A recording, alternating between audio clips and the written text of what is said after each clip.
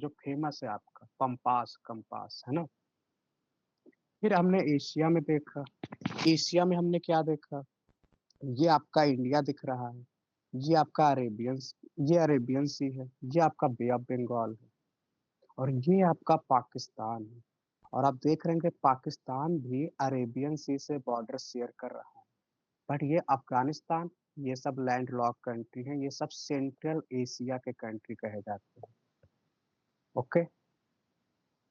फिर हमने देखा मंगोलिया, यहाँ पे एक गोबी डेजर्ट पाया जाता है जो काफी फेमस है।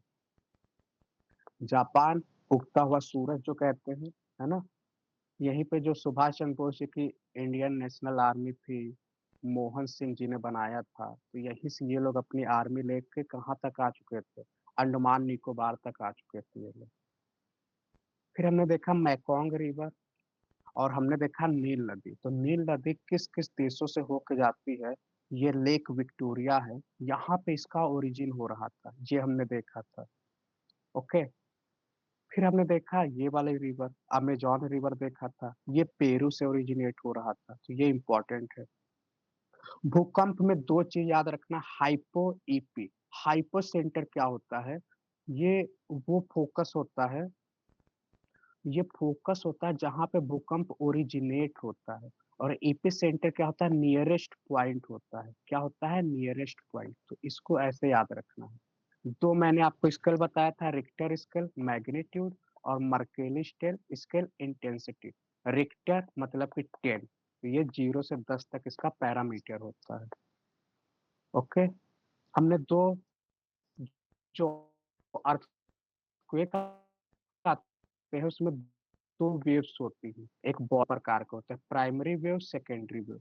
प्राइमरी वेव जो होते हैं सॉलिड लिक्विड गैस तीनों माध्यम में क्या करते हैं, फ्लो करते हैं, और ये प्राइमरी वेव होते हैं, और ये फास्टर होते हैं। सेकेंडरी वेव जो होता है वो सिर्फ सॉलिड में ही मूव करता है, और ये थोड़ा सा लो होता है, मतलब कि इसका कम होता है। जो डिजास्ट्रस होता है ना, जिससे आपके हमारे घर गिर जाते हैं, तो वो वाला होता है ये वाला सरफेस वेव। हमने प्लेट्स देखे थे, इसके बाद हमने 3 प्रकार के रॉक देखे थे। इग्नियस रॉक में फॉसिल्स नहीं पाए जाते हैं। ओके। मिट्टी कैसे बनती है, उसे पेडोलॉजी कहते हैं। मैंने 5 फैक्टर बताया था, उसमें टाइम भी आपका एक इम्पॉर्टेंट फैक्टर है। फिर सोलर रेडिएशन बताया था, इनकमिंग सोलर रेडिएशन, ये सारी चीजें हमने बताए थे आपको।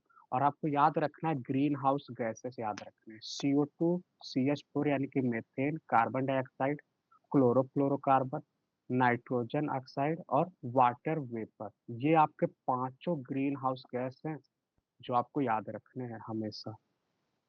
एल्बिडो इफेक्ट बताया था, हमारी धरती सन की लाइट को जो वापस रिफ्लेक्ट कर देती है, उसी को कहते हैं एल्बिडो इफेक्ट।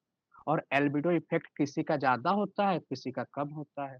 आपने देखा होगा लोग कहते हैं क्या, कि गर्मी में सफेद कपड़े पहनो, क्यों बोलते हैं बताइए।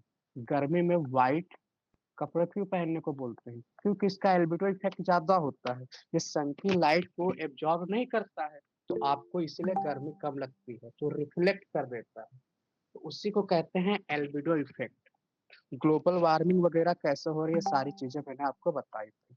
कंडक्शन क्या होता है, कंडक्शन जब होता है ये सॉलिड में होता है, एक जगह आप गर्म करते हो तो ये लगातार मूव करने लगता है। कन्वेक्शन क्या होता है, हमारे एटमॉस्फेयर में नीचे से ऊपर की ओर ये मूव करता है। एडवेक्शन क्या होता है, ये हॉरिजॉन्टल जब हवाएं चलती हैं, जैसे लू चलता है, तो ये होता है एडवेक्शन। क्लाउड मैंने बताया था, क्लाउड जो होते हैं 4 प्रकार के होते हैं। जो सबसे ऊपर होता है, सबसे हाई एल्टीट्यूड पे, उसे कहते हैं सीरस।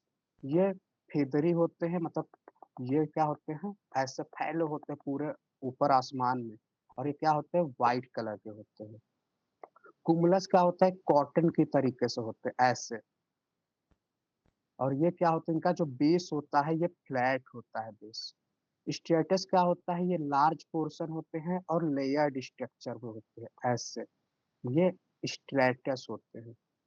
और निम्बस, ये ब्लैक और डार्क होते हैं, और जो भी बारिश वगैरह होता है ना, रेनफॉल, उसके लिए रिस्पॉन्सिबल होते हैं। वाटर मैंने बताया था, हमारे धरती पे 75% वाटर है, 25% लैंड है। सपोज करो 100% वाटर है, इस 100% का 97% ओशियन है, जो हमारे किसी काम का नहीं है, ये साल्ट वाटर है। अब बचा हमारे पास कितना, 3%। तो 3% का आपका जो 2% पानी है, वो आपका क्या है, आइस कैप और ग्लेशियर है ना। अब जो बचा 1%, 1% में आपका लेक है, जो लैंड के सरफेस पे पाया जाता है, लेक हो गया, सॉइल मॉइस्चर, रिवर, है ना, वाटर, वाटर वेपर, ये सब 1% में। तो मैंने आपको सीक्वेंस बताया था, सबसे ज्यादा ओशियन, फिर ग्लेशियर और आइस कैप, फिर ग्राउंड वाटर, फिर लेक, फिर सॉइल मॉइस्चर, फिर एटमॉस्फेयर, और सबसे लास्ट में रिवर देख रहे हैं। रिवर के बाद है बायोस्फीयर। देख लो, तो रिवर में लोग कंफ्यूज होते हैं, भारत में तो इतनी नदियां हैं तो पानी ज्यादा होगा, लेकिन आपका पानी लेक में ज्यादा होता है, लेक्स में ज्यादा पानी होता है। तो हमने सारा रिवीजन किया। तो सर चलिए, अब आज का टेस्ट हम शुरू करते हैं। आज पॉलिटी और ज्योग्राफी का मिक्स टेस्ट होने वाला है आपका, और आपको स्पीड में आंसर करना है। चलिए शुरू हो जाइए। क्वेश्चन नंबर 1 आपके स्क्रीन पे है। क्वेश्चन ये बोल रहा है कि टू मेक प्रोविजन फॉर, जो कंपोजिशन, जो पंचायत होता है ना, उसके बारे में किसके पास पावर है, उस रेस्पेक्ट में किसके पास पावर है कि वो बना सके। Governor of state. आप लोग अपने कॉपी में भी नोट करते चलिए। यहाँ पे आप आंसर दीजिए और अपने नोटबुक में नंबरिंग करिए 1 to 30, वहां पे आंसर नोट करिए। चलिए, तो क्वेश्चन ये पूछा कि जो कंपोजिशन ऑफ पंचायत है, उसके रिस्पेक्ट में किसके पास अथॉरिटी है लॉ वगैरह बना। तो आपके आपने आंसर दे रहे सब लोग भी। ओके, क्वेश्चन नंबर सेकंड का भी आंसर दीजिए। जो लोकल सेल्फ गवर्नमेंट होता है, best explain as an exercise in, बताइए। Federalism, democratic decentralisation, administrative delegation, direct democracy.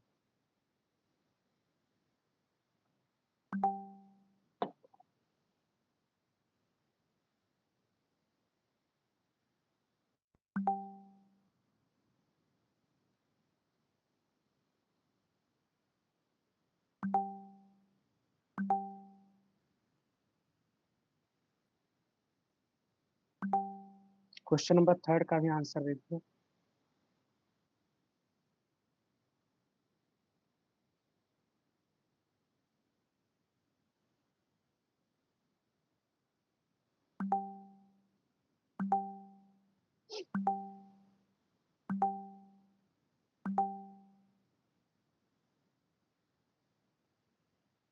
Okay, question number third हो गया होगा आपका। ये बताना कौन से आर्टिकल से पंचायती राज बना। क्वेश्चन नंबर फोर का आंसर आप बताइए, कौन आर्किटेक्ट है पंचायती राज इंडिया का। ओके, क्वेश्चन नंबर फाइव है, जो schedule, which schedule provide function of assigned, जो 73rd है वो किस शेड्यूल से इसे फंक्शन वगैरह दिया गया है, बताइए।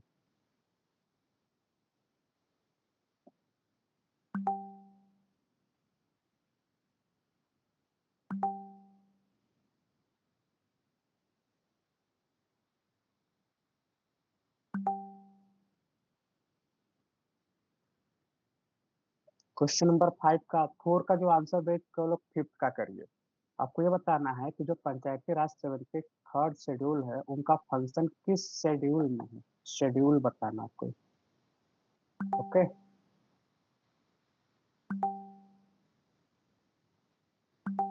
जो लोग फिफ्थ कर चुके हैं वो लोग सिक्स का आंसर दीजिए। तो क्वेश्चन नंबर सिक्स आपके स्क्रीन पे है। आपको ये बताना है कि जो पंचायत होते हैं, उनके जो मिनिमम एज होती है 25 साल। और दूसरा क्वेश्चन ये पूछ रहा है कि अगर नया पंचायत बनता है तो वो कितने साल के लिए बनेगा, ये दूसरा है। कोई पंचायत अगर प्री मेच्योर क्या हो जाता है, डिजॉल्व हो जाता है, तो नया पंचायत कितने साल के लिए बनेगा। क्वेश्चन नंबर सिक्स हो गया। क्वेश्चन नंबर जो सिक्स कर चुके हैं वो लोग सेवन का आंसर दो आप। जो पब्लिक सर्विस कमीशन हुआ था फर्स्ट टाइम, इंडिया में किस एक्ट से स्टेब्लिश हुआ था। पहले भारत में यूपीएससी की परीक्षा नहीं होती थी, आपको लंदन जाना होता था, लेकिन किस एक्ट से इंडिया में शुरू हुई थी।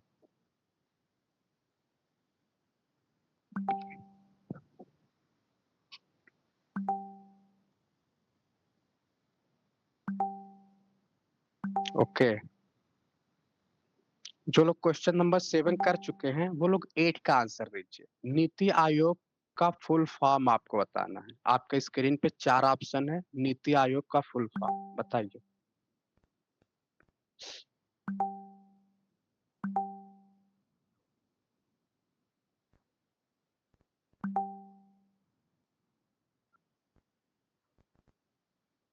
नीति आयोग का full form, national index of transcending India, national institute of transforming India, national institute for tracking India, national institute for transforming India institute. चलिए,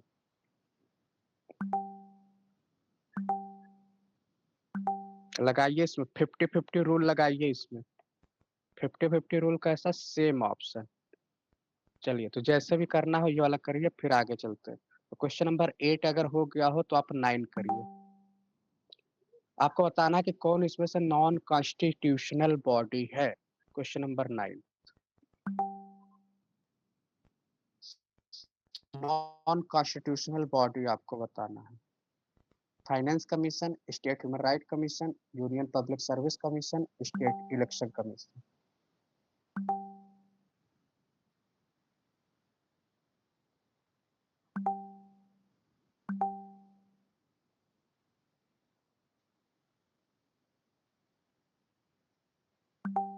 हो गया, ओके। क्वेश्चन नंबर 10 का आंसर दीजिए आप लोग, आपको स्क्रीन पे है। क्वेश्चन नंबर 10 क्या बोल रहा है? क्वेश्चन नंबर 10 बोल रहा है कि आपका जो क्या बोलते हैं, कितने हाई कोर्ट है, कॉमन हाई कोर्ट और नेशनल कैपिटल जो दिल्ली है उसका अपना हाई कोर्ट। बताइए कौन सा सही है।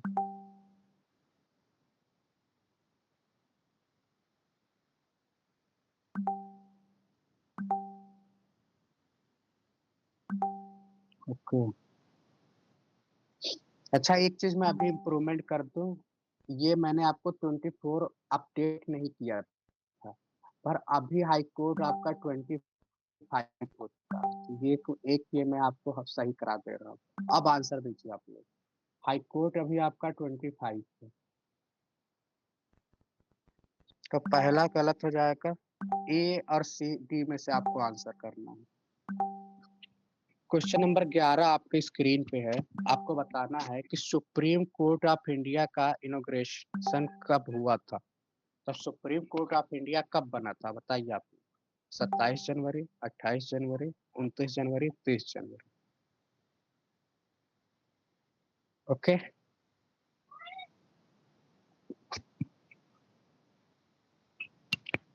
तो ये हमने इतना किया।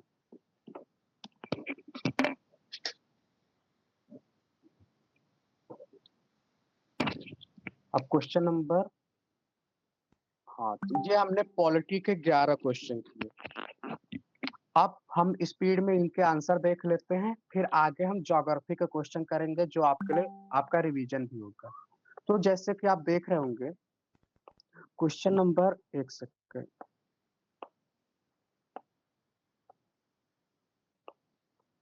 ओके।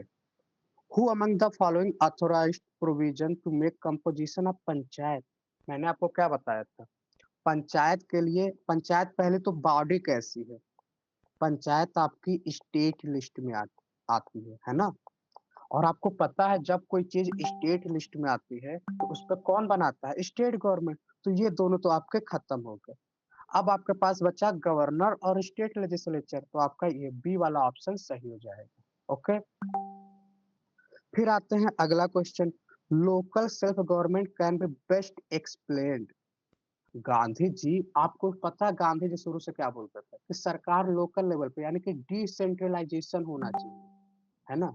अगर सिर्फ सेंटर गवर्नमेंट होगा तो ये क्या होता है, सेंटर गवर्नमेंट जब होता है तो इसे क्या कहते हैं, ये सेंट्रलाइज्ड पावर है, मतलब कि सेंटर गवर्नमेंट के हाथ में पूरा पावर है। लेकिन जब नीचे के लोग काम करेंगे ग्राउंड लेवल पे तो वो होता है डेमोक्रेटिक डिसेंट्रलाइजेशन, है ना। अपना कंट्री फेडरल है, फेडरल का मतलब क्या होता है, सेंटर गवर्नमेंट उसके नीचे स्टेट गवर्नमेंट और उसके नीचे होता है लोकल गवर्नमेंट। और तीनों के क्या है पावर जो होते हैं वो डिस्ट्रीब्यूट है। इसे वो कहते हैं फेडरलिज्म। ओके, मतलब तीनों अपने-अपने लेवल पे काम करते हैं, तीनों की ऑटोनॉमी है, इस तरीके से। फिर आते हैं which of the following institute constitute the state government to organize village panchayat. तो हमारा आर्टिकल नंबर 40 में किसके बारे में बात किया है? ये आपका पहले तो डीपीएसपी है, राज्य के नीति निर्देशक तत्व। उसमें आर्टिकल मैंने आपको बताया था 40 लोगों का एक गाँव था। ये 40 लोगों का गाँव था तो आप ऐसे याद कर सकते हैं। और 40 लो तो इस तरीके से डीपीएसपी और किस कंट्री से लिया गया है डीपीएसपी तो आप लोग को तो ये रट चुका होगा, है ना? यहाँ से एनी बेसेंट जी थी। इसी कंट्री से अपनी एनी बेसेंट जी ने होम रूल लीग मूवमेंट शुरू किया था। तो डीपीएसपी आपको याद रखना है आयरलैंड से। ओके? तो इस तरीके से आर्टिकल नंबर 22 को क्या बोलते हैं आप लोग? संविधान की क्या बोलते हैं? और किसने बोला था? आर्टिकल नंबर 32 को क्या बोलते हैं? है ना? सोल बोलते हैं। क्यों बोलते हैं? ये क्या है? Fundamental right to fundamental right है ना? अम्बेडकर जी ने बोला था। इसमें आपके 5 रिट थे। पाँचों रिट के नाम आपको याद आ रहे हैं कुछ? Habeas corpus, mandamus, prohibition, certiorari, क्वो वारंट। ये 5 रिट हैं और इसके थ्रू आप डायरेक्ट सुप्रीम कोर्ट में जा सकते हो, है ना?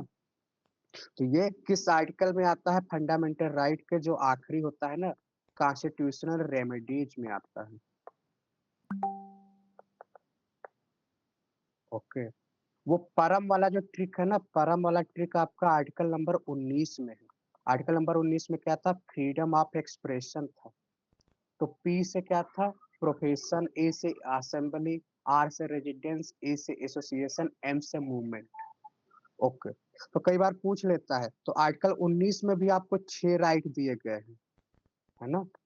ऐसे पूछ लेता है कि इसमें 6 राइट दिए गए हैं। क्वेश्चन नंबर 4 बताइए कौन आर्किटेक्ट था? तो इसका जो हो जाएगा मैंने आपको इसका भी ट्रिक बताया था बगल। तो सबसे पहले कौन थे? बलवंत राय मेहता, बलवंत राय मेहता। फिर BAGAL इंग्लिश वाला।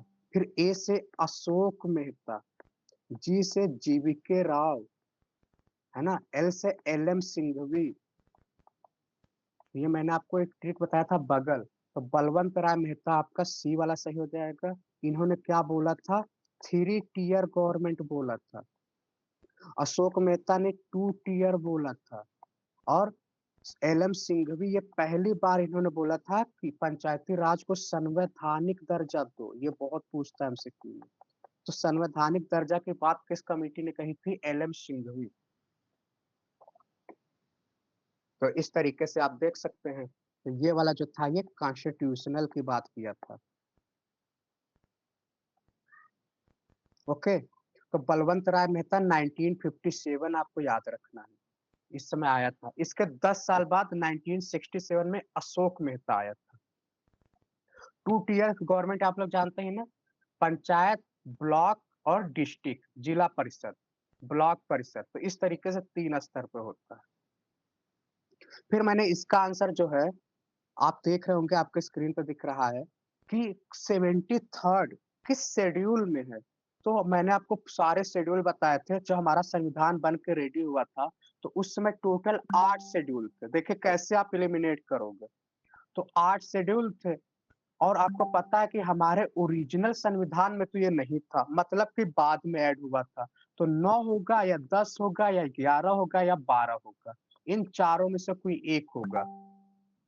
तो आप देखोगे कि 10th वाला था, 10th वाला क्या था? Anti defection law. कुछ याद आ रहा है आपको? आया राम गया Ram, anti defection law 1985। Okay, है ना? 9th वाला जो शेड्यूल है, 9th शेड्यूल का संबंध किससे है? लैंड रिफॉर्म से। लैंड रिफॉर्म से रिलेटेड है 9th शेड्यूल। अब 10th शेड्यूल। अब आपने देखा 11th, तो 11th वाला हो गया आपका पंचायती राज से। और 12th वाला तो आपका हो जाएगा कौन सा? म्युनिसिपैलिटी यानी कि नगर पालिका। बताइए याद हुआ आपको? तो यहाँ तो आपको 4 ऑप्शन दिए हैं, आपके एग्ज़ाम में 1, 2, 3, 4 भी दे सकता है, तो आप एलिमिनेट कर लोगे कि या भाई ये तो बाद में ऐड हुआ था। तो इस तरीके से आप इसको कर ले जाओगे, ओके? अभी एक बार हम पूरा शेड्यूल भी रिवीजन करेंगे ताकि आपका रिवीजन हो जाए। अब देखिए, इसका आंसर जिसने भी ये दिया है बोथ उसका तो गलत हो गया। क्यों? क्योंकि इसके लिए 25 साल की उम्र नहीं होती है, 21 साल होती है। कुछ याद आ रहा है आप लोग को? तो ये हो गया और मैंने आपको बताया था कि अगर प्रीमेच्योर अगर डिसॉल्व होता है, जैसे मान लीजिए नया पंचायत बना और वो 2 साल बाद डिसॉल्व हो गया, तो जो न्यू बनेगा ना, जो न्यू बनेगा वो रिमाइंडर पीरियड के लिए बनेगा। मतलब कि वो सिर्फ़ 3 साल के लिए ही बनेगा। तो समझ आया आपको? तो आपका ये वाला तो सही है, तो ओनली 2 आपका सही हो जाएगा। ओके? तो ये आपको बहुत ध्यान देना है। एक बार ऐज मैं आपसे पूछूँगा बताइए, लोकसभा लेजिस्लेटिव असेंबली की उम्र क्या होती है अगर आपको इसका मेंबर बनना है? 25 साल। राज्यसभा का मेंबर का क्या होता है? 30 साल। तो राज्यसभा और लेजिस्लेटिव काउंसिल का दोनों सेम होता है, 30 साल, है ना? प्रेसिडेंट और वाइस प्रेसिडेंट का बताइए? 35 साल। इस तरीके से आपको याद हो जा रहा है ना? तो ये आपको बस बेसिक हल्का सा याद रखना और पंचायती राज तो आप देख ही चुके हैं 21 साल, ओके? और जो हम लोग वोट देते हैं, आपको पता है पहले हमारी उम्र थी 21 साल, अभी हमारी उम्र कर दी गई है 18 साल। कब कब की गई थी? तो इसके लिए एक अमेंडमेंट है 61, ओके? आप लोग को याद है? 61 कॉन्स्टिट्यूशनल अमेंडमेंट एक्ट, है ना? तो ये आपको याद रखना है। अब आते हैं कौन से एक्ट से ये दिया गया था? पहले आपका जो यूपीएससी एग्ज़ाम होता है, वो हो रहा था लंदन में। आप लंदन जा रहे थे पेपर देने, अलग-अलग लैटिन भाषा, कई सारी भाषाओं में हो रहा था। तो इसका आंसर हो जाएगा 1919 वाला जो एक्ट हुआ था, उससे ये बोला गया था ईयर क्या होगा इसका? 1967 अभी मैं इसको देख लूँगा। 61 कॉन्स्टिट्यूशनल अमेंडमेंट है। ओके। हुँ, हुँ, हुँ। 61 कॉन्स्टिट्यूशन अमेंडमेंट एक्ट। 1 मिनट इसको तुरंत देख के क्लियर ही कर लेते हैं। 61 सीएए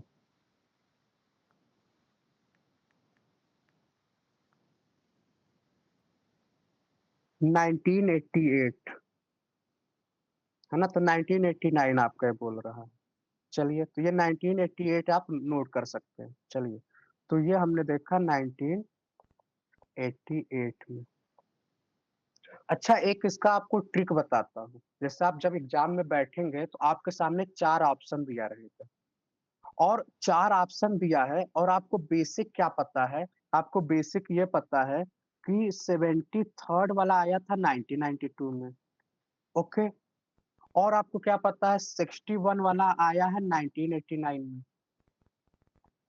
और आपको क्या पता मैंने एक लैंग्वेज बताया था 21 अमेंडमेंट, है ना? ये आया है 1971 में, है ना?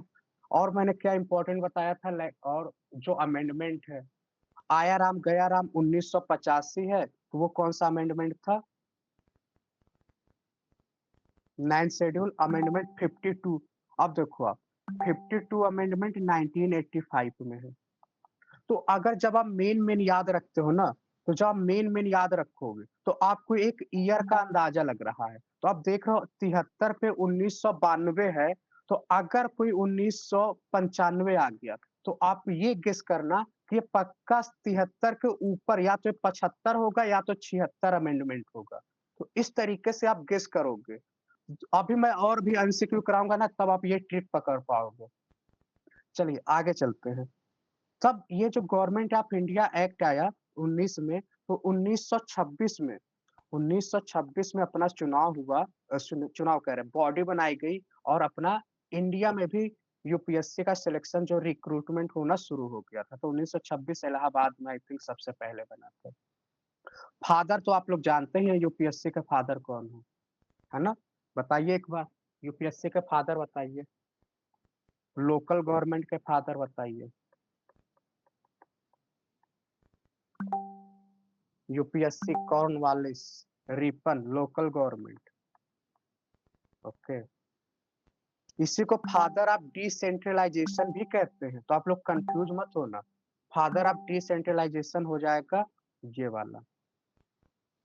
तो ये 1919 वाला एक्ट। सबसे पहली यूपीएससी के बारे में कब बात किया गया था, ओपन कंपटीशन कब शुरू किया गया था, किस वाले एक्ट से?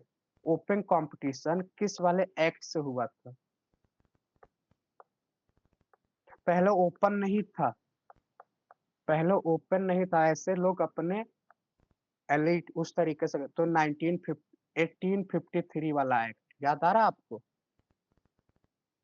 Dalhousie, doctrine of lapse. चलिए, नीति आयोग जिसने भी ये वाला किया होगा, फोर्थ वाला उसका सही है। डॉक्ट्रिन ऑफ लैप्स में जिसने भी फोर्थ वाला किया है उसका सही है। Okay, national institute for transforming India, institution, national institution for transforming India, तो ये आपका सही हो जाएगा। नीति आयोग के बारे में तो आप लोग जानते ही हैं, ये 2000 कब आया था? 2015 में आया था। किसको रिप्लेस किया था? प्लानिंग कमीशन को रिप्लेस किया था। ये दोनों बॉडी कैसी है? ये बॉडी है एक्स्ट्रा कॉन्स्टिट्यूशनल बॉडी है ना? ओके, और नीति आयोग के बारे में आप लोग क्या जानते हैं? इसके जो चेयरमैन होते हैं वो कौन होते हैं? हमारे देश के माननीय प्रधानमंत्री जी होते हैं। ओके, नीति आयोग के बारे में इतना ही इम्पोर्टेंट है। और अगर नीति आयोग के बारे में आपको देखना हो तो ये आप देख सकते हैं। ये नॉन कॉन्स्टिट्यूशनल बॉडी है, 1 जनवरी 2015 को बना था, प्लानिंग कमीशन को रिप्लेस किया था। इसके एक्स ऑफिशियो प्रेसिडेंट होते हैं प्रधानमंत्री जी। ये थिंक टैंक होता है गवर्नमेंट का, और ये क्या है? Discretionary and policy. और देखें तो इसका हेडक्वार्टर है आपका न्यू दिल्ली में। इसके चेयरमैन मोदी जी हैं, वाइस चेयरमैन है डॉक्टर सुमन बेरी, और सीईओ कौन है? सुब्रमण्यम। ओके, तो ये कुछ है नीति आयोग के बारे में। अब आते हैं अगले क्वेश्चन पे। हाँ, मनरेगा वाले में तो अभी मनरेगा वाला ना, आपका जो अगला एग्जाम होगा जनवरी, इसके बाद उसमें क्वेश्चन आएगा। तो मनरेगा के बारे में हम आपको बता देंगे, जो और आप देख सकते हैं। तो 120 दिन 100 या 120 दिन होता है, और पता नहीं क्या उसमें होता है, और कुछ इतने साल में इतने दिन के लिए है ना। और 120। अच्छा, तो चलिए इसको हम देख लेंगे बाद में। इसका आंसर जिसने भी नॉन कॉन्स्टिट्यूशनल में, जिसने भी स्टेट ह्यूमन राइट कमीशन किया था, स्टेट ह्यूमन राइट कमीशन, ये आपका संवैधानिक बॉडी नहीं है। फाइनेंस कमीशन क्या होता है? ये आर्टिकल नंबर 280 में इसके बारे में बात किया गया है। Union public service commission article number 315, election commission 324-25 होगा, है ना? इसके बारे में ये आर्टिकल दिया हुआ है। तो ये आपके संवैधानिक बॉडी है। आपको वैसे ही पता चलना चाहिए कि यूपीएससी छोटी-मोटी बॉडी नहीं है। पूरे देश को चलाता है डीएम, है ना? एक ऊपर लेवल पे पीएम, उसके नीचे सीएम, उसके नीचे डीएम। ये दोनों तीनों देश को चला रहे हैं, तो ये इसके लिए संवैधानिक बॉडी ही होगी, है ना? इसका एग्जाम ऐसे कोई अरे-गरे नहीं करा सकते कि भाई लो करा दिया, हो गया काम, है ना? डिसेंट्रलाइजेशन की बात है, ग्राउंड लेवल पे इम्प्लीमेंट करना, तो यूपीएससी आपकी संवैधानिक बॉडी होगी। फाइनेंस कमीशन का काम क्या होता है? जो भी टैक्स का कलेक्शन होता है, वो सेंट्रल गवर्नमेंट कलेक्शन करता है जीएसटी के थ्रू, आपको पता है। पर आपको पता है कि पहले जब टैक्स जीएसटी नहीं आया था, तो स्टेट गवर्नमेंट पैसे लेता था। अब कौन पैसे ले रहा है? Central government.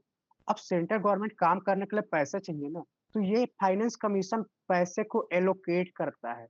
जैसे अगर अभी की बात करें, तो जितने भी पैसे आते हैं उसका 41%, शायद 41 या 42% सारे राज्यों में डिस्ट्रीब्यूट हो जाता है। तो समझ आया आपको? तो सारे राज्यों में डिस्ट्रीब्यूट हो जाता है 41%। तो ये कौन डिसाइड करता है? Finance commission. ये हर 5 साल पे बनता है ना? इसे कहते हैं वर्टिकल डिस्ट्रीब्यूशन कहते हैं। वर्टिकल डिस्ट्रीब्यूशन, है ना? सेंट्रल गवर्नमेंट स्टेट गवर्नमेंट को डिस्ट्रीब्यूट कर देता है। तो ये फाइनेंस कमीशन इंपॉर्टेंट है, प्रेसिडेंट इसको हर 5 साल पे अपॉइंट करता है। Article number 280। ओके, जीएसटी के बारे में आप लोग जान ही चुके हैं। 2017 में 1 जुलाई को आई थिंक आया था कॉन्स्टिट्यूशन अमेंडमेंट एक्ट 101, है ना? 2017। इसके चेयरमैन आपको याद रखना है, जीएसटी के चेयरमैन आपको याद रखना है। और ये किस प्रकार का टैक्स है? जीएसटी कैसा टैक्स है बताइए आप लोग, इनडायरेक्ट या डायरेक्ट?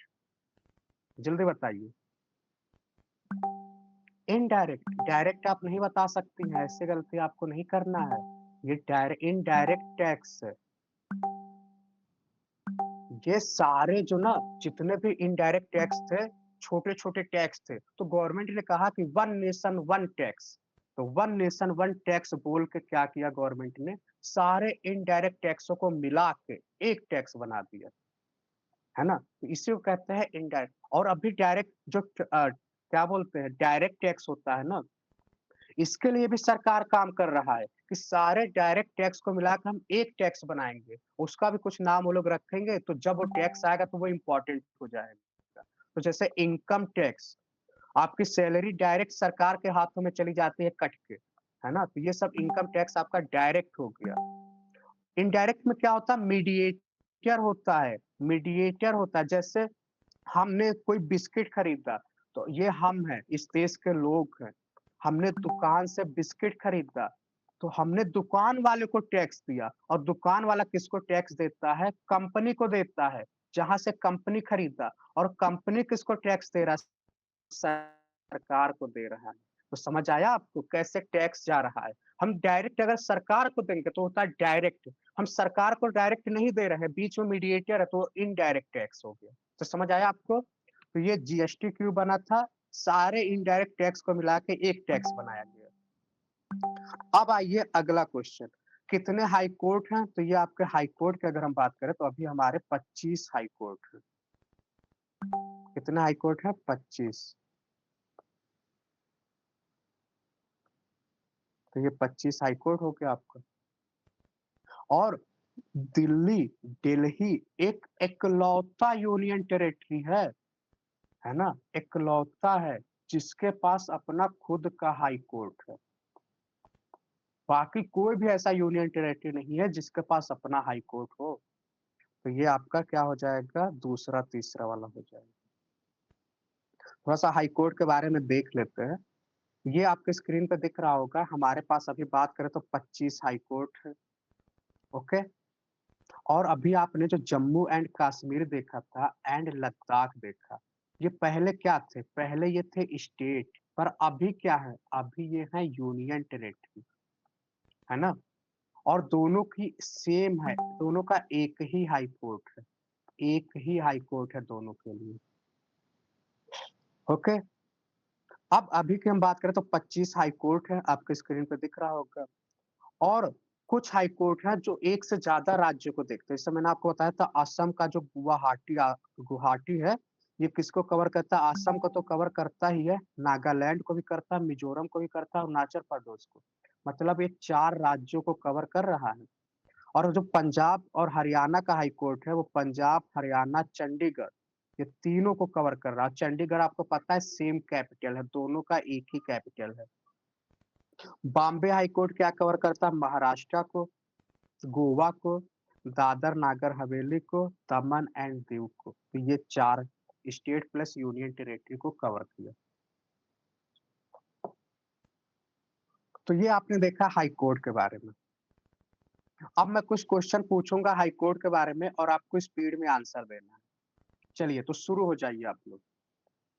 अगर इस देश का हाई कोर्ट का आपको जज बनना हो, सपोज करो मुझे या आपको जज बनना हो, तो आपकी क्वालिफिकेशन क्या होनी चाहिए?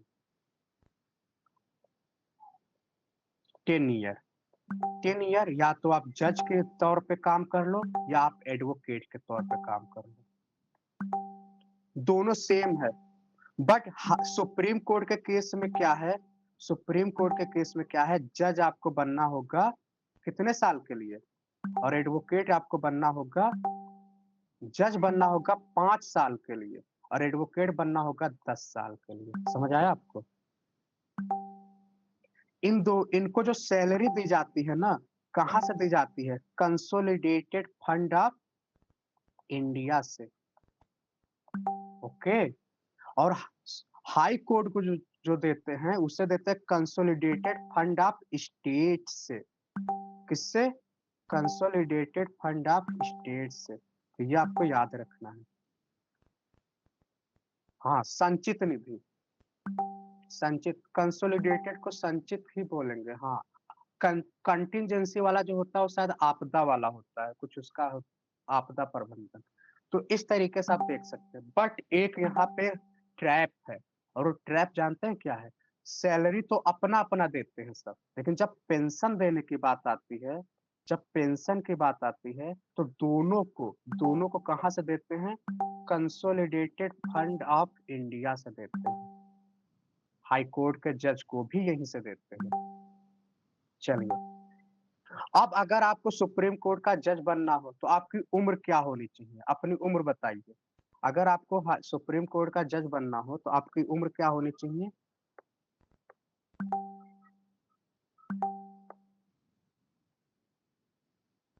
आपकी उम्र क्या होनी चाहिए?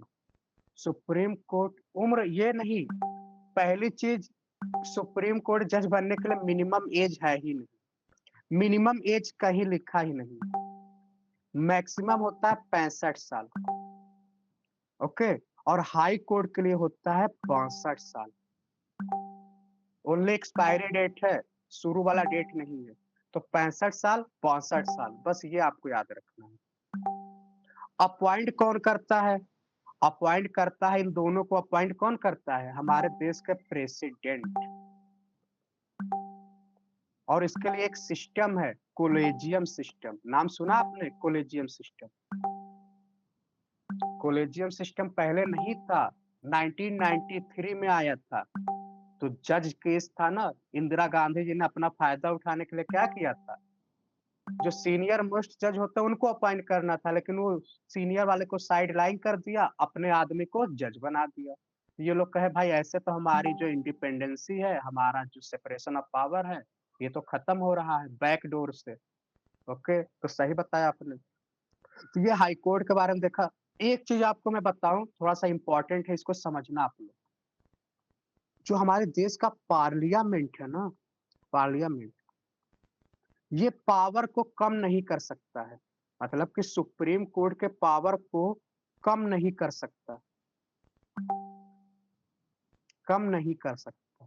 बट बट क्या कर सकता है? वाह! चलिए, तब आप बताइए हम सही बता रहे हैं कि नहीं? पार्लियामेंट जो है ना, वो सुप्रीम कोर्ट के पावर को कम नहीं कर सकता, बट क्या कर सकता है? इंक्रीज कर सकता है। सुप्रीम कोर्ट, मतलब पार्लियामेंट का इतना औकात नहीं है कि पार्लियामेंट के पावर को कर्टेल कर दे, है ना? बस उसके पास इतना पावर है कि उसके पावर को इंक्रीज भले कर सकता है, लेकिन कम नहीं कर सकता। क्योंकि अगर ऐसा करने लगा ना, तो जुडिशरी का जो इंडिपेंडेंस है वो खत्म हो जाएगा। फिर इस देश में सबसे पावरफुल कौन हो जाएगा? पार्लियामेंट। फिर हमारा देश नहीं चल पाएगा। इसलिए इंडिपेंडेंस होना बहुत जरूरी है। में कुछ इंपॉर्टेंट चीज देखते हैं। अच्छा, मेन चीज तो पूछा ही नहीं, अभी कितने जज हैं सुप्रीम कोर्ट में? अभी कितने जज हैं बताइए? अभी कितने जज हैं? अगर याद आ रहा हो तो 34। बहुत अच्छा। इसमें से एक आपका कौन है? एक इसमें से आपका कौन है बताइए? इसमें से एक आपके हैं chief justice of India. 33 plus 1, एक आपके हैं chief justice of India including 34। और अभी का अगर फीमेल की बात करें तो इकलौती फीमेल जज है भाई। सोच लो कितना बुरा हाल है अपने देश का, एक ही फीमेल जज है ना? तो आप देख सकते हैं वीमेन रिप्रेजेंटेशन बहुत कम है, चाहे पार्लियामेंट हो या सुप्रीम कोर्ट हो या कोई भी बॉडी हो। तो अपने देश में एक बार फिर आंदोलन की जरूरत है। पर कैसे होगा आंदोलन? सुप्रीम कोर्ट में भी 33% होना चाहिए। चलिए ये वाला क्वेश्चन देखिए, when was the supreme court inaugurated? आप सभी को पता होना चाहिए 28। जानते हैं क्यों? ये इजी कैटेगरी में आएगा, इसके लिए आपको मैं एक वो बताता हूँ। हमारा संविधान कब इन्फोर्स हुआ था? 26 जनवरी को 1950 को, सबको पता है। 26 जन 1950 को हमारा संविधान जो है वो क्या हुआ था? इन्फोर्स हुआ था। तो इसके 2 दिन पहले क्या-क्या हुआ था? 2 दिन पहले क्या-क्या हुआ था? आप देख सकते हैं, आपके स्क्रीन पे दिख रहा है। 2 दिन पहले यानी कि 24 जनवरी को क्या हुआ था? नेशनल एंथम को एडॉप्ट किया गया था। 2 दिन पहले क्या हुआ था? नेशनल सॉन्ग को एडॉप्ट किया गया था। और 2 दिन पहले क्या हुआ था? हमारे देश के जो राष्ट्रपति हैं, उनको इलेक्ट किया गया था। तो ये 3 पॉइंट आपको समझ आया? ये कब हुआ? 24 जनवरी 1950 को। और जस्ट 2 दिन बाद क्या होता है? हमारे देश में इलेक्शन कमीशन को अपॉइंट करते हैं, 2 दिन बाद election commission sorry supreme court. तो सुप्रीम कोर्ट आपने देखा। तो 2 दिन पहले। अब एक क्वेश्चन और पूछता है, नेशनल फ्लैग को कब एडॉप्ट किया गया था? बताइए आप लोग। जो नेशनल फ्लैग है, नेशनल फ्लैग को कब एडॉप्ट किया गया था? इसको पहले ही कर लिया गया था 1947 में ही। 1947 में ही कर लिया गया था। तो 22 जुलाई 1947। ओके, तो ये हल्का सा इम्पोर्टेंट है। तो ये हल्का सा आप कैसे, जो मैंने आपको बताया ना, इसको आप कनेक्ट करके अगर याद करोगे ना तो आप कभी नहीं भूलोगे। National anthem, national song, president. Okay, और उसके 2 दिन बाद सुप्रीम कोर्ट। तो ऐसे आपको याद हो जाएगा। तो ये हमने देखा। अब देखेंगे हल्का सा कॉन्स्टिट्यूशनल और नॉन कॉन्स्टिट्यूशनल बॉडी, जो आप कंफ्यूज होते हो। तो इसके लिए आज हम थोड़ा-सा आपको हिंट देंगे, ट्रिक बताएँगे। तो इसको देखिए आप लोग कैसे हम याद करने वाले हैं। देखिए, इसमें होता क्या है, अगर मैंने बोला संवैधानिक बॉडी, तो आपको पता है संवैधानिक बॉडी के क्या होते हैं? आर्टिकल होते हैं। तो ये तो आप तुरंत कर लोगे। जैसे इलेक्शन कमीशन 324, यूपीएससी 315 से 323, फाइनेंस कमीशन आर्टिकल नंबर 280। अब देखिए, सबसे पहले जो कैटेगरी होती है ना, कास्ट, आप लोग जानते हैं कास्ट। अब कास्ट के आधार पे कौन-कौन बनता है?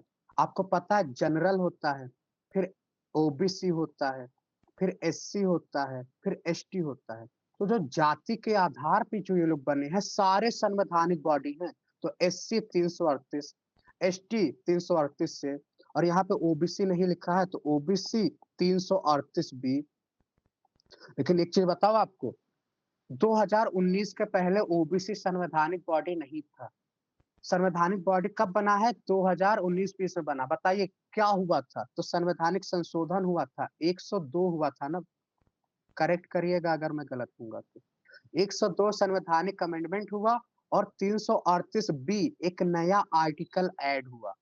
मैंने आपको बताया था जब भी एबीसीडी होता है ना तो समझ जाओ कि नया होता है, बाद में ऐड हुआ है। कैग बहुत फेमस है, कैग के बारे में तो आप लोग जानते ही होंगे। संविधान का इसे इसे क्या बोलते हैं? कैग, बहुत इंपॉर्टेंट बात, महान्यायवादी, महान्यायवादी। Okay, attorney general of India महाप्रवक्ता, महाप्रवक्ता, सॉरी महाप्रवक्ता नहीं, कैग गलत हो गया, यहाँ पे हल्का सा गलत। ये जो है महान्यायवादी आपका हो जाएगा अटॉर्नी जनरल ऑफ इंडिया, है ना? महान्यायवादी। और जितने भी सरकार के केसेस होते हैं ना, वो ये करता है अटॉर्नी जनरल। और जो कैग होता है, इसको अभिलेखा करके कुछ को कहते हैं, अभिलेखा करके हिंदी में कुछ नाम है, नियंत्रक अभिलेखा, है ना? तो ये कैग आपका हो जाएगा। तो ये बहुत इंपॉर्टेंट बॉडी है और ये यूनियन का बॉडी है। अटॉर्नी भी आपका यूनियन का बॉडी है। और स्टेट का बॉडी क्या है? पब्लिक पर्स, हाँ, पब्लिक पर्स इसे बोलते हैं। मतलब इसी का काम होता है, पब्लिक पर्स सारा वो जांच पड़ताल, इन्वेस्टिगेशन करना, सब कुछ यही कर सकता है, चाहे वो स्टेट हो, चाहे वो राज्य हो, याद रखना आपको। ऐसा नहीं कि सिर्फ सेंटर का ही करेगा, ये स्टेट का भी करता है। जो बजट होता है ना, वो सारे चीजें को ऑडिट यही करता है। महान्यायवादी आप लोग जानते हैं, एडवोकेट जो होता है ये राज्यों में होता है। ओके, महाप्रवक्ता और लिंग्विस्टिक ऑफिसर 350 बी। तो ये क्या है, आपका संवैधानिक बॉडी है। तो एक चीज आप समझ लो, कहीं भी आपको एससी, एसटी, ओबीसी के आधार पे कमीशन दिखे तो समझ जाना कि वो आपका संवैधानिक है। अब आते हैं असंवैधानिक। जैसे कमीशन होता है जो राइट की बात करता है, जैसे नेशनल ह्यूमन राइट कमीशन, है ना, नेशनल वीमेन कमीशन। तो ये सब कैसी बॉडी होती हैं, स्टेटूरी बॉडी होती है। जैसे सेंट्रल विजिलेंस कमीशन, सेबी आपका है, एनजीटी है, ये सब क्या है, स्टेटूरी बॉडी। तो ये सीबीआई देखो, लोकपाल तो आपको रट्टा मार लो आप। लोकपाल अभी अन्ना हजारे वाला आंदोलन हुआ था ना, तो उसमें लोकपाल बना था। ये करप्शन को रोकता है, मतलब कि देखता है कौन करप्शन कर रहा है, तो ये सारा काम करता है। पर ये जब से बना है बेचारा, ये बक्से में बंद है, कोई काम ही नहीं कर रहा है। तो लोकपाल जो है, ये क्या है, ये स्टेटूरी बॉडी है। ये एक्ट के थ्रू बना था, ना कि आर्टिकल के थ्रू बना था। तो समझ आया आपको? तो इतना है। जीएसटी कैसी बॉडी है बताइए, जीएसटी कैसी बॉडी है? जीएसटी संवैधानिक है या असंवैधानिक है? इसके लिए आर्टिकल है ना आपका, आर्टिकल नंबर 269 ए है शायद। तो जिसके लिए भी आर्टिकल होता है वो आपका संवैधानिक बॉडी है। 101 अमेंडमेंट्स एक्ट से हमारे संविधान में ऐड हुआ है। ये हमारे संविधान में ऐड हुआ है, 101 कॉन्स्टिट्यूशन अमेंडमेंट एक्ट। ओके, तो ये आप कैसे गलती, ओबीसी ये सब ऐड हुआ है, एससी ऐड हुआ है, एसटी ऐड हुआ है, ये सब का है संवैधानिक बॉडी है। ओके, चलिए फिर आते हैं, ये धीरे धीरे याद होगा, ऐसे में टेस्ट जब भी होगा तो मैं बार बार इसको रिवीजन कराता रहूंगा, तो आपको याद हो जाएगा। ये सारी चीजें हमने देखा, लोकल सेल्फ गवर्नमेंट देख लिया डायरेक्ट, फिर हमने आर्टिकल ये देखा, पंचायती राज हमने देख लिया, पूरा हर एक चीज देख लिया हमने। म्युनिसिपैलिटी के बारे में आप लोग जान ही चुके हो, पार्ट ये। फिर हमने 25 साल ये भी देखा, एक्ट देखा, नीति आयोग। तो हमने ऑलमोस्ट पूरा पॉलिटी डिस्कस कर लिया। अब आते हैं ज्योग्राफी के ऊपर। तो चलिए शुरू हो जाइए सभी लोग। क्वेश्चन नंबर 1 आपके स्क्रीन पे है, जल्दी से बताइए। ज्योग्राफी का पहला क्वेश्चन आपके स्क्रीन पे है, और स्पीड में आंसर दीजिए, 5 मिनट में पूरे 20 क्वेश्चन करने हैं। आपको बताना है कि जो ट्रॉपिक ऑफ कैंसर होता है, यानी कि जो कर्क रेखा है, किस राज्यों से होके पास करता है। ओके,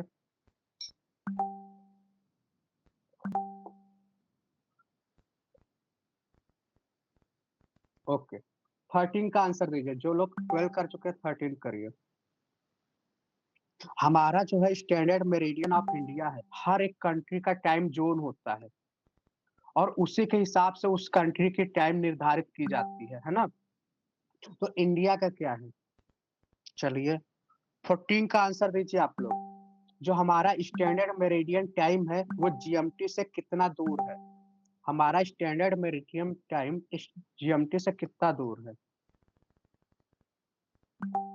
है ना, बताइए आप लोग, जीएमटी से कितना दूर है बताइए। बी वाला। ओके, क्वेश्चन नंबर 15 का आंसर दीजिए आप लोग। Southern most point of India बताइए, इंडिया का सबसे southern most point. Okay, India का सबसे southern most point. Question number 16 का आंसर दीजिए सभी लोग। Which of the following not share border with Bangladesh? आपको ये बताना है कि बांग्लादेश से कौन बॉर्डर नहीं शेयर करता है, नहीं करता है। मेघालय, त्रिपुरा, मिजोरम और ये, बांग्लादेश से कौन बॉर्डर शेयर नहीं करता है?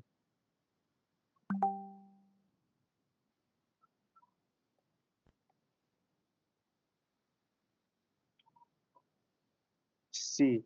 चलिए, क्या पता, हमको तो कुछ और ही लग रहा है। चलिए क्वेश्चन नंबर 17 का आंसर दीजिए सभी लोग। क्वेश्चन नंबर 17, क्वेश्चन नंबर 17 का आंसर दीजिए। कौन जो है वो बॉर्डर नहीं शेयर करता भूटान से? कौन भूटान से बॉर्डर नहीं शेयर करता है?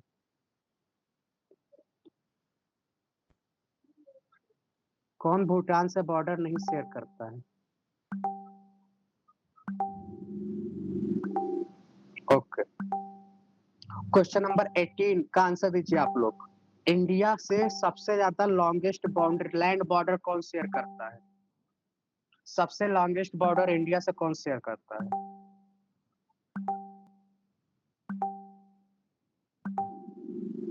जो लोग 18 कर चुके हैं वो लोग 19 का आंसर दीजिए। पुलिकट लेक आप लोग जानते ही हैं, वो किस दो स्टेट के बीच में है? किस दो स्टेट के बॉर्डर पे सिचुएटेड है? किस दो स्टेट के बॉर्डर पे सिचुएटेड है? 19।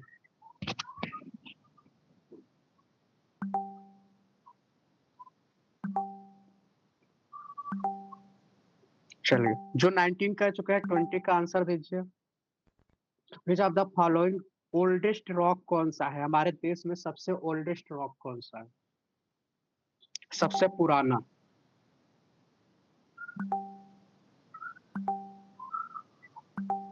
जो लोग 20 कर चुके हैं 21 का आंसर दो। इंडिया और श्रीलंका किससे सेपरेटेड है?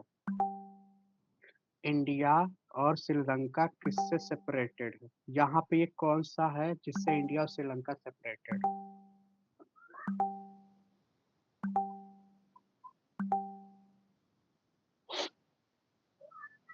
ओके, जो 21 कर चुका है 22 का आंसर दीजिए।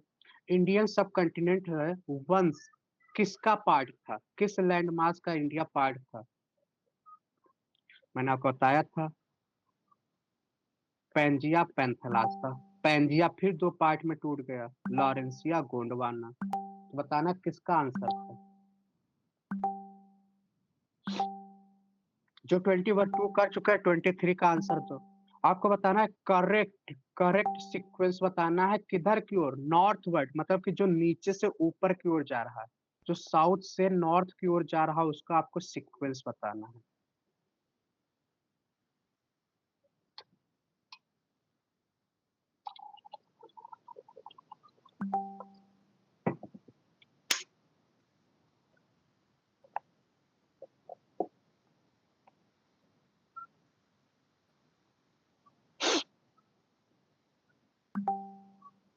ओके,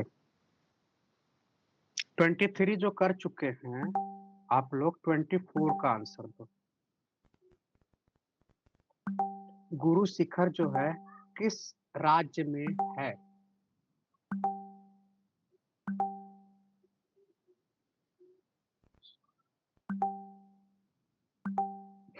आप लोग को ठीक नहीं बताना है, कलेजा गरम था। चलिए,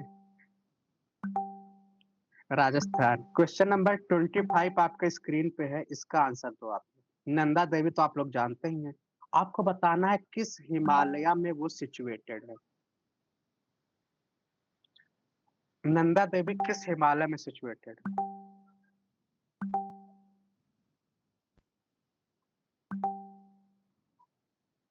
ओके, जो क्वेश्चन आप 25 कर चुके हैं आप लोग 26 का आंसर दो।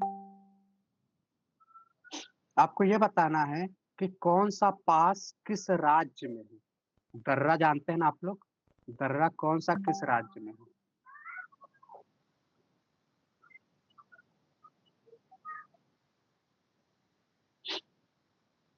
ओके, करिए, समय ले लीजिए, इस पर मैच करना है ना।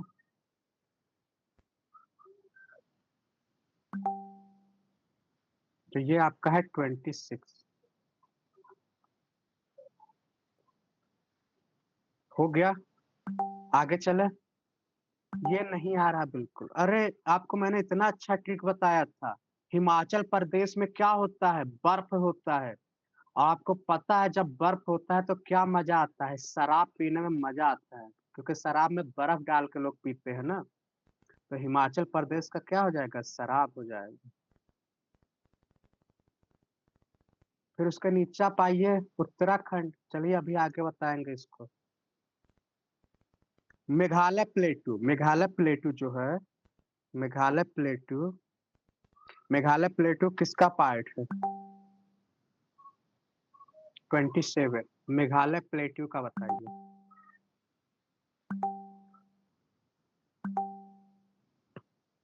ओके। और बताइए, क्वेश्चन नंबर 28 आपके स्क्रीन पे है और 29। Highest peak of India. Highest peak of India. India में कौन ऐसा आइलैंड है जो वैल्केनिक है? वैल्केनिक समझते हैं आप लोग ना? बताइए कौन सा है जो वैल्केनिक आइलैंड?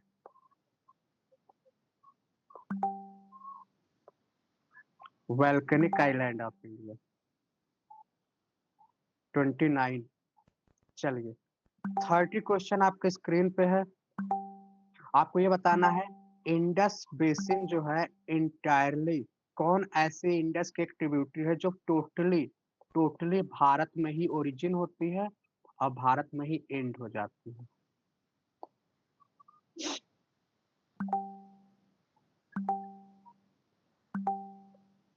31 का आंसर दीजिए सभी लोग। 31। 31 का आंसर आपके स्क्रीन पे दीजिए। ब्रह्मपुत्रा की ट्रिब्यूटरी आपको बतानी है। ब्रह्मपुत्रा नदी की ट्रिब्यूटरी आपको बतानी है।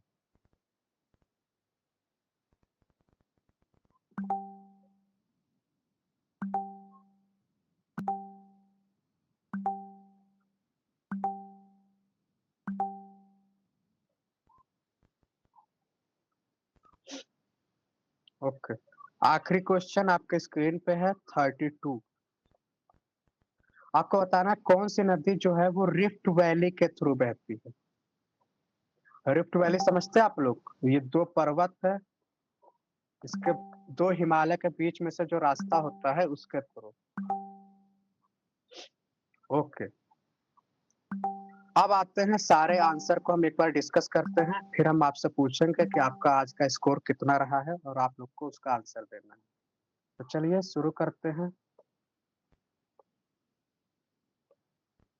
Question number 1, tropic of cancer से कौन पास करता है? तो आप लोग इसका जानते हैं, गुजरात करेगा।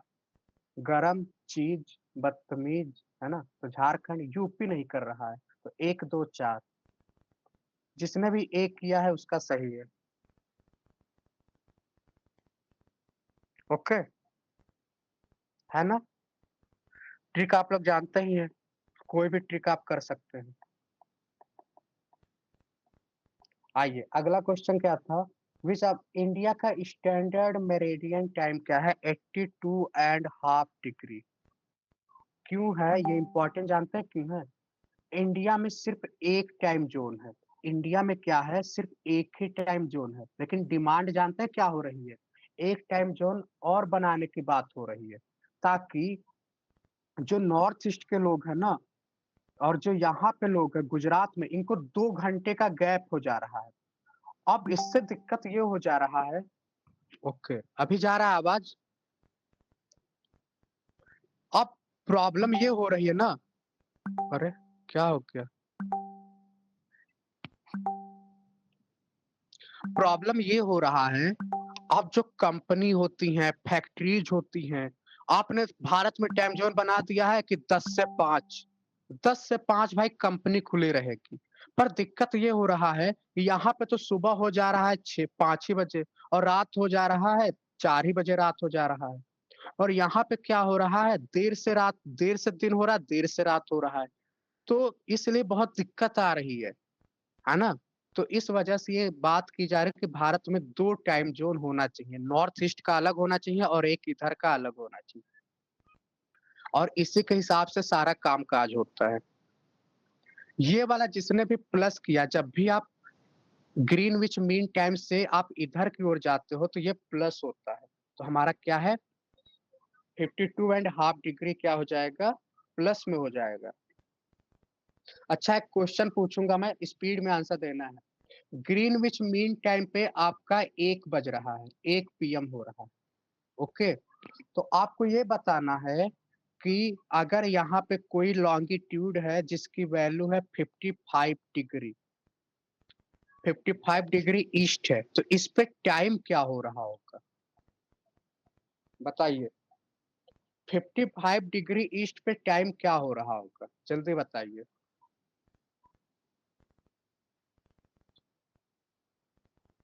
जीएमटी पे 1 हो रहा है तो 55 डिग्री ईस्ट पे 4:40। और लोग बताइए एक बार, फिर हम इसको, सिंपल सी चीज़ है। मैंने आपको क्या बताया था? 2 लॉन्गिट्यूड के बीच में एक मोहन है और मोहन को यहाँ से यहाँ जाने में लगता है 4 मिनट। तो 1 लॉन्गिट्यूड जाने में इसको लगा 4 मिनट, तो 55 लॉन्गिट्यूड जाने में कितना मिनट लगेगा? तो 55 इंटू 4 कर दो। तो 4 पंचे 20 के 0 हासिल 2, 4 पंचे 20 तो 222। और 222 क्या होता है? 60 प्लस 60 प्लस 60 180, यानी 3 घंटा 40 मिनट। 3 घंटा 40 मिनट। तो 1, 2, 3, 4 ऐसे कर लो, तो 4:40 हो गया आपका, है ना? समझ आया आपको? बहुत सिंपल था। चलिए, सदर्न मोस्ट पॉइंट क्या है? जिसने भी किया होगा इंदिरा पॉइंट, उसका सही हो गया होगा। तो आपके स्क्रीन पे देखो, सबसे नदर्न मोस्ट जो होता है उसे इंदिरा कोल कहते हैं। सियाचिन ग्लेशियर जानते हैं आप लोग ना, वहां पे है। सबसे सदर्न मोस्ट बोले तो वो इंदिरा पॉइंट है, जिसे पिग्मेलियन पॉइंट भी कहते हैं। और 2004 में आपको पता है सुनामी आया था, और उसमें क्या हो गया था? डूब गया था। ओके। और 2004 में जब सुनामी आया था तो गवर्नमेंट ने सोचा भाई ऐसे नहीं चलेगा, डिजास्टर रिलीफ कुछ बनाना होगा, तो एनडीआरएफ 2005 में बना था। ओके। ईस्टर्न मोस्ट की बात करें तो किबुथु, ये कहाँ है? अरुणाचल प्रदेश में है। और सबसे वेस्टर्न मोस्ट की बात करें तो सर क्रीक, ये कहाँ है? गुजरात में। बोलिए, इतना समझ आया? 16 का आंसर क्या आप लोगों ने दिया था? कौन बॉर्डर नहीं शेयर करता है? तो कौन बॉर्डर नहीं शेयर करता है? सिंपल सी बात है, अगर आप नॉर्थ ईस्ट का मैप बनाओगे तो ये सपोज करो कि ये बांग्लादेश है, ये है त्रिपुरा, ये आपका क्या है? त्रिपुरा। और ये आपका है मिजोरम। फिर जब मिजोरम, त्रिपुरा मिजोरम से ऊपर जाते हो तो अब एक चीज यहाँ पे मैं आपको ट्रिक बता रहा हूँ। सी क्या है? हाँ, इंदिरा पॉइंट होगा, 15 का सी होगा। पर एक चीज और, क्वेश्चन देखना आप, अगर क्वेश्चन में दे देगा ना लैंड मास, अगर लैंड मास बोल देगा तो आपको कन्याकुमारी करना होगा, क्योंकि अगर लैंड की बात करें ना तो यहाँ पे आपका कन्याकुमारी है। बट अगर ओवरऑल इंडिया का पूछेगा तब आपका ये सदर्न मोस्ट पॉइंट होगा, इंदिरा कोल, सॉरी इंदिरा पॉइंट। ओके। अब देखिए, ये मैप समझना आप, एक बार फिर से अच्छे से बना रहा हूँ तब। जैसे सपोज करो आप, ये आपका बांग्लादेश, फिर आपका ये बना त्रिपुरा, ये बना मिजोरम, त्रिपुरा मिजोरम। फिर जैसे एम एम एक पास होता है, एम एम एक पास, त्रिपुरा मिजोरम मणिपुर, फिर आपका आएगा नागालैंड, और ये आपका है मेघालय। और मेघालय के ऊपर क्या होता है? ये है आपका असम। और ये आपका है सिक्किम, क्या बोलते हैं इसे? आ, भूटान। और ये आपका है अरुणाचल प्रदेश। समझ आया आपको? तो यहाँ पे कंफ्यूजन जानते हैं क्या होता है? त्रिपुरा मिजोरम तो सबको याद होता है, यहाँ नागालैंड पहले आ गया मणिपुर। तो पहले एम, एम से मिजोरम, तो एम से मणिपुर, फिर नागालैंड आता है। तो ये हल्का सा आपको याद रखना है। तो इसमें क्वेश्चन क्या पूछा? बांग्लादेश से बॉर्डर नहीं शेयर करता है, तो ये कौन सा हो जाएगा? त्रिपुरा मिजोरम तो करता है, मेघालय भी करता है, ये मणिपुर वाला नहीं करता है। ओके। अच्छा, मणिपुर में या मिजोरम में एक नेशनल पार्क है, जो पूरे विश्व में इकलौता ऐसा नेशनल पार्क है, उसका नाम बताइए आप लोग। बरसोर मेघा, तो ये बरसोर मेघा तो आपको याद हो गया। तो मेघालय नीचे है, आसमान ऊपर है। लोकतक, लोकतक लेक, है ना, फ्लोटिंग पार्क है, याद रखना आपको।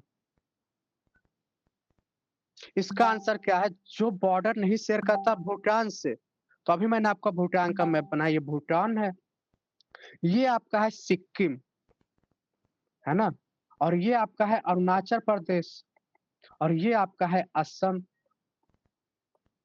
और ये आपका थोड़ा सा बांग्लादेश भी आता है, इसे कहते हैं चिकन नेक। चिकन नेक जानते हैं आप लोग?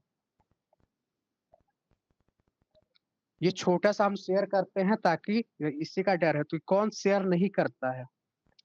तो ये करता है, ये मेघालय वाला नहीं करता है, सिक्किम करता है, अरुणाचल प्रदेश करता है। बोलिए समझ आया वरना मैप दिखाऊं एक बार तब आप और अच्छे से समझोगे।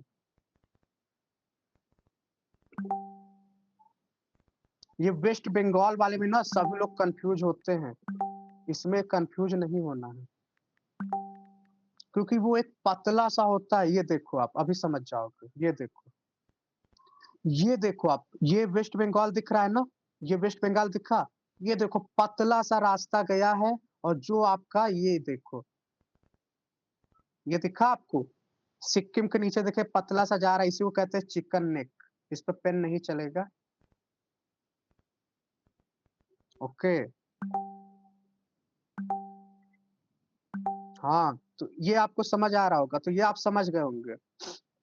तो ये देखे पतला सा जा रहा है चिकन नेक, छोटा सा रास्ता है नेपाल और बांग्लादेश के बीच में। अगर इस रास्ते को कोई ब्लॉक कर देगा ना, ये जो रास्ता दिख रहा है, ये छोटा सा रास्ता अगर कोई ब्लॉक कर दिया तो हमारा नॉर्थ ईस्ट से कनेक्शन कट जाएगा। चलिए अगला क्वेश्चन आपके स्क्रीन पे था, सबसे ज्यादा लैंड बॉर्डर कौन शेयर करता है? ये तो गलत हो ही नहीं सकता है, बांग्लादेश होगा। मैंने आपको बताया भी था बचपन में क्या किया, एमबी बचपन में एमबीए किया। सबसे कम अफगानिस्तान और सबसे ज्यादा क्या है, बांग्लादेश। ओके, अगला क्वेश्चन क्या था, पुलिकट लेक। तो पुलिकट लेक मैंने आपको बताया था, ये आपका है ये केरल है, ये है आपका तमिलनाडु, और ये आपका है क्या है, आंध्र प्रदेश। तो यहाँ पे पुलिकट लेक पाया जाता है, किसके बीच में, आंध्रा और तमिलनाडु के बीच में। ओके, और यहाँ उड़ीसा देख रहे हो ना आप, यहाँ पे एक चिलिका लेक पाया जाता है। ओके, चिलिका लेक बहुत फेमस है उड़ीसा का। क्वेश्चन नंबर 20 था, ओल्डेस्ट रॉक। तो ये तो सबका सही होगा, अरावली। इसे ओल्ड फोल्ड माउंटेन कहते हैं। हिमालय को क्या बोलते हैं, यंग फोल्ड माउंटेन कहते हैं। ओके, शिवालिक क्या है, हिमालय का पार्ट है, शिवालिक का हिमालय का एक हिस्सा है। इंडो गैंगेटिक प्लेन, ये तो भाई प्लेन है, तो इसमें रॉक आ ही नहीं सकता है ना। 21 का आंसर क्या है, इंडिया श्रीलंका को कौन सेपरेट करता है, ये स्ट्रेट है। अगर आप इंडिया का मैप बनाओगे तो गल्फ ऑफ कच्छ आपका ये वाला पोर्शन है ना, ये वाला पोर्शन देख रहे हो, ये गल्फ ऑफ कच्छ है आपका। स्विच कैनाल तो होगा ही नहीं, स्विच कैनाल तो अलग है, बहुत दूर है वो। 20 का आंसर आपका अरावली हो जाएगा, डी वाला आंसर होगा। 21 का क्या हो गया आपका, गल्फ ऑफ कच्छ। अब एक चीज मैं आपको बताऊंगा, इसको समझना है आपको बहुत ध्यान से। ये मैंने बनाया मगरमच्छ के दो मुंह, मगरमच्छ के दो मुंह बनाए मैंने। ये वाला जो पोर्शन देख रहे हैं आप, ये है आपका गल्फ ऑफ कच्छ। ये वाला क्या है, गल्फ ऑफ खंबात।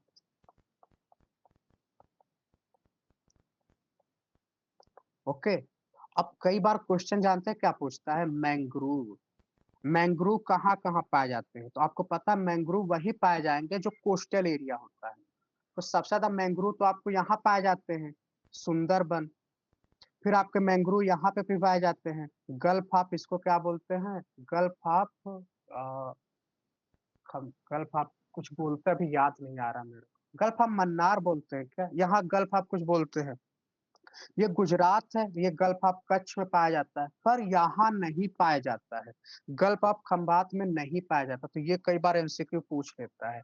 तो गल्फ ऑफ खंबात में मैंग्रोव नहीं पाए जाते हैं। बाकी मैंग्रोव के बारे में आप लोग जानते ही होते हैं, ये कोस्टल एरिया पे होते हैं, है ना। और क्या होते हैं, यहाँ पे ऑक्सीजन की कमी होती है, तो ये प्लांट क्या करते हैं, इनके रूट जो होते हैं पानी के बाहर निकले होते हैं ताकि ऑक्सीजन को ले सके रूट। यहाँ पे पानी जो होता है कोस्टल एरिया को, जो समुद्री लहरें होती हैं उससे कोस्टल एरिया को बचाता है ताकि वो इरोड ना हो।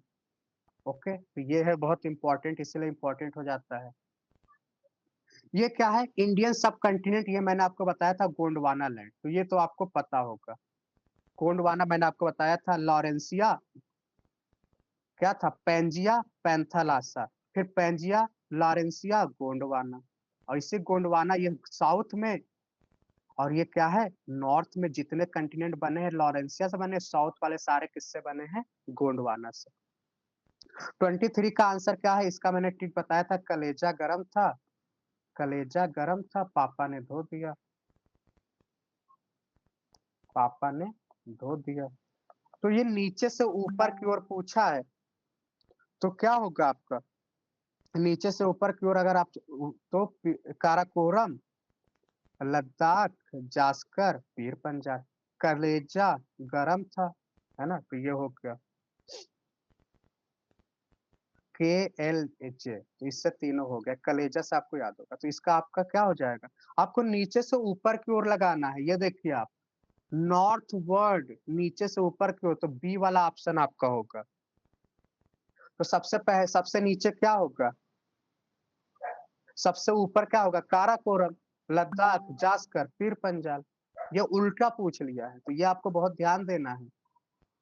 गुरु शिखर तो मैंने आपको बताया ही, कितनी बार बता दिया, तो राजस्थान हो जाएगा। चलिए एक बार ये वाला क्वेश्चन देख लेते हैं।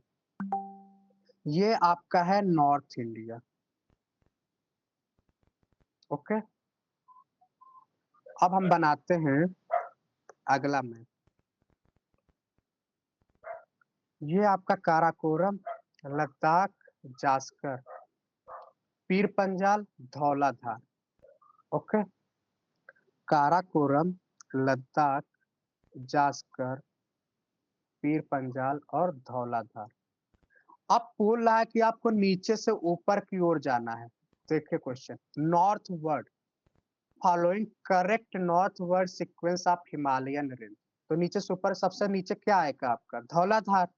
फिर नंबर 2 पे आएगा पीर पंजाल, तो ये नंबर देखिए पीर पंजाल। फिर नंबर 2 पे क्या आ रहा है, जास्कर। नंबर 3 पे क्या आ रहा है, लद्दाख। नंबर 4 पे क्या आ रहा है, काराकोरम। तो समझ आया आपको, तो ये हल्का सा याद रखना है आपको। गुरु शिखर का क्या हो जाएगा, तो आपका राजस्थान हो जाएगा, ये तो आपको रटा हुआ है। फिर एक चीज नंदा देवी। अब नंदा देवी जो गुजरात में है ना, तो गुजरात के फिजिकल मैप को 2 पार्ट में डिवाइड किया गया है। कैसे, आपको दिख रहा होगा, ये जो आधा आपको दिख रहा है इसे कहते हैं गढ़वाल, और जो आधा दिख रहा है इसे कहते हैं कुमाऊं डिवीजन। तो बस 2 ही है, तो इसलिए आपको ये याद रखना चाहिए। तो आधा जो ऊपर वाला दिख रहा है वो क्या है, गढ़वाल, और जो आधा नीचे वाला दिख रहा है वो क्या है, कुमाऊं। तो 2 ही डिवीजन है उत्तराखंड का। तो कई बार पूछ लेता है, और डीप अगर पूछना होता है ना, तो पूछ लेता है कि हरिद्वार किस में पाया जाता है, देहरादून, उत्तरकाशी, रुद्रप्रयाग, चमोली, ये सब आते हैं गढ़वाल में। और कुमाऊं में कौन कौन आता है, नैनीताल, अल्मोड़ा, बागेश्वर, ये सारी चीजें किसमें आते हैं, कुमाऊं हिमालय में, ओके।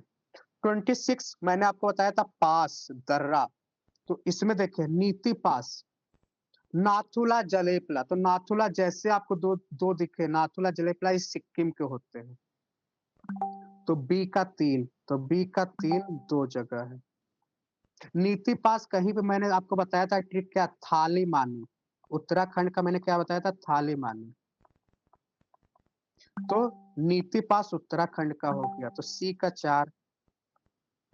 फिर देखो बनिहाल पास, अब क्या बचा, सिपकिला। तो सिपकिला से मैंने आपको शराब बताया था, तो हिमाचल प्रदेश। तो डी का 1 हो गया, आपका बी वाला आंसर हो गया। 25 का आंसर आपका है नंदा देवी, कहाँ पे है, पार्ट ऑफ नंदा देवी किसका हिस्सा है, तो आपका ये हो गया ना, गढ़वाल हिमालय। असम होगा नहीं, नेपाल होगा नहीं, पंजाब होगा नहीं, क्योंकि नंदा देवी भारत की सबसे ऊंची चोटी है, भारत की सबसे ऊंची चोटी है ना। क्यों, आप कहेंगे केटू ऑस्टिन भी तो है, गॉडविन ऑस्टिन, पर दिक्कत वहां जानते हैं क्या होता है, माउंट एवरेस्ट जो है वो आधा पाकि उसमें है, नेपाल में है, आधा इंडिया में है, तो वहां प्रॉब्लम हो जाती है। केटू वाला जो है वो थोड़ा सा तिब्बत में है, तो उसमें दिक्कत हो जा रहा है। नंदा देवी जो है सोल पूरी तरीके से भारत में, तो समझ आया आपको, इसलिए भारत की सबसे ऊंची चोटी एक तरीके से कहते हैं। पर एग्जाम में पूछेगा तो वही करना है, और आपका जो K2 गॉडविन ऑस्टिन है ना, किस रेंज में पाया जाता है? जरा रेंज बताइए आप लोग। K2 जो है गॉडविन ऑस्टिन है, किस रेंज में पाया जा रहा है? काराकोरम, लद्दाख, जास्कर किस रेंज में है? या हिमालय? तो ये आपका काराकोरम रेंज में पाया जा रहा है। तो ये पॉइंट आपको याद रखना है, काराकोरम रेंज में ये पाया जा रहा है।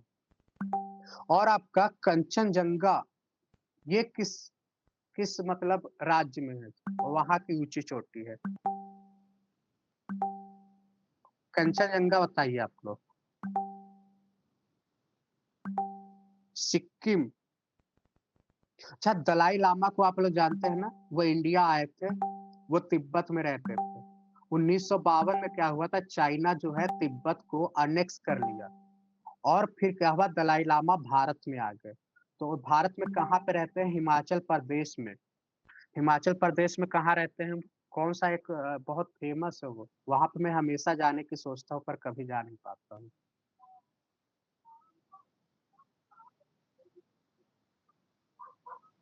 चलिए, ये है मेघालय प्लेटू। तो मेघालय प्लेटू जिसने भी पेनिनसुलर, धर्मशाला, ओके, राजकुमार जी ने एकदम सही बताया। एक्चुअली मैं 2 बार यहाँ का फॉर्म फिल किया और मेरा यहाँ सिलेक्शन भी हो गया था। वो विपस्सना जानते हैं आप लोग ना? विपस्सना मेडिटेशन जो होता है 15 दिन का। तो धर्मशाला में, पर ऐसा समय पे मुझे मिला कि मेरे एग्जाम थे तो नहीं जा पाया। तो मेघालय कहाँ पे है? मेघालय क्या है? ये पेनिनसुला प्लेटू है। हाँ बिल्कुल, मेरा तो दिन का शुरुआती मेडिटेशन, मैं सुबह 5 से 6 मेरा फिक्स है। 30 मिनट क्या कहते हैं, एक्सरसाइज करते हैं, 30 मिनट मेडिटेशन, डेली ये मेरा फिक्स कर चलता है। तो ये क्या है आपका मेघालय प्लेटू। तो मेघालय प्लेटू का जो ऑप्शन हो जाएगा सी वाला आपका हो जाएगा, माउंटेन, सॉरी सी नहीं होगा, ये पेनिनसुलर है, ये आपका पेनिनसुलर हो जाएगा, बी वाला। क्वेश्चन नंबर 28 का आंसर है आपका, हाईएस्ट पीक आप जान ही चुके हैं, K2 गार्डविन ऑस्टिन।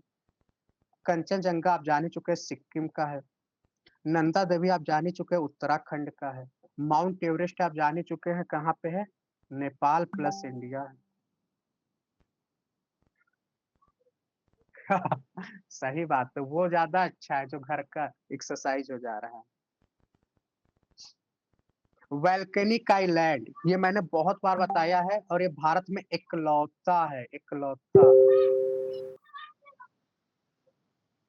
और ये कौन सा है आपका? बैरन आइलैंड। जिसने भी बैरन किया है उसका सही है। ओके। इंडस रिवर की ट्रिब्यूटरी जो इंटायरली इंडिया में बहती है वो आपका ब्यास है। ओके। फिर इसके बाद आपका ट्रिब्यूटरी ब्रह्मपुत्रा के ट्रिब्यूटरी, मैंने इसका ट्रिक बताया था, क्या था? ब्रह्मा, धन, ले, लो। ओके। फिर दीदी, सुबनसिरी, सुबनसिरी का मन संतोष कर दो। तो ये बहुत अच्छा आपको याद होना चाहिए। तो ब्रह्मा मतलब ब्रह्मपुत्रा की नदी, इसका होगा आपका तीनों होगा ना। दिबांग तो है ही, लोहित तो है ही, कामेग भी तो है, कामेग भी तो ब्रह्मपुत्रा के ट्रिब्यूटरी है। जैसे धनसिरी, लोहित, धनसिरी, लोहित, तो लोहित हो गया आपका। दीदी क्या होता है? दिबांग और दिहांग, दिबांग और दिहांग। सुबनसिरी तो इसी पे हो गया। का मतलब होता है कामेग। मन मतलब क्या होता है? मानस होता है ना। और संतोष मतलब संकोच। हो गया आपका मानस, आई थिंक इसको देखेंगे अभी। तो इस तरीके से आप सारा देख ही चुके, धनसिरी हो ही गया आपका, लोहित, तो ये आपके चारों हो गए। आपका क्या है? कौन रिफ्ट वैली के थ्रू बहता है? बार बार बोलता हूं मैं, नर्मदा और तापी। नर्मदा और तापी ये दोनों लिफ्ट वैली के थ्रू बहते हैं। अब आप लोग अपना स्कोर बताइए, स्कोर जल्दी से बताइए। कोई डेल्टा नहीं बनता है, डेल्टा सिर्फ इधर बनता है, इधर आपका इश्चरी बनता है। जल्दी से स्कोर बताइए सभी लोग।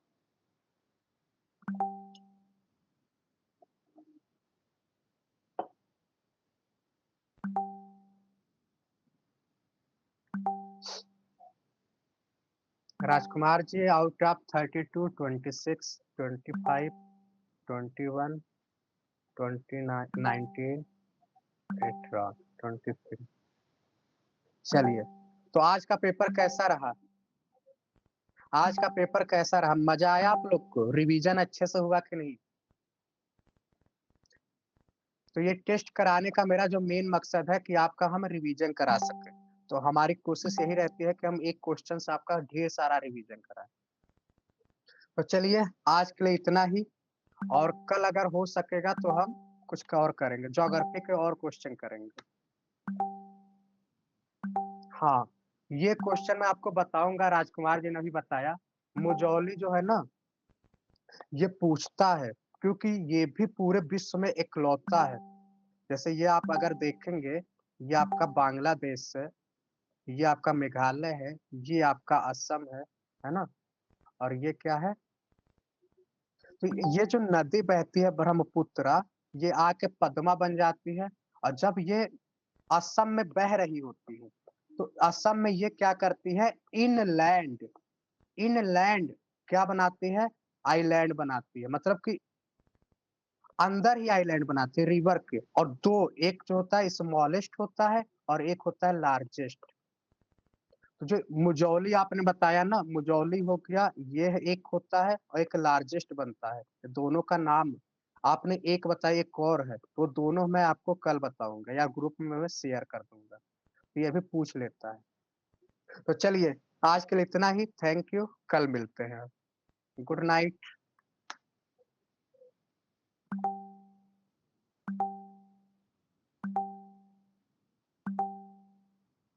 कल हम लोग क्या करेंगे? कल ज्योग्राफी के और क्वेश्चन करेंगे, इसके आगे वाले। और संडे को जो आपने पेपर शेयर किया था उसको हम डिस्कस करेंगे। और करंट अफेयर में कुछ और टॉपिक करेंगे, important topic current affair. Okay, good night.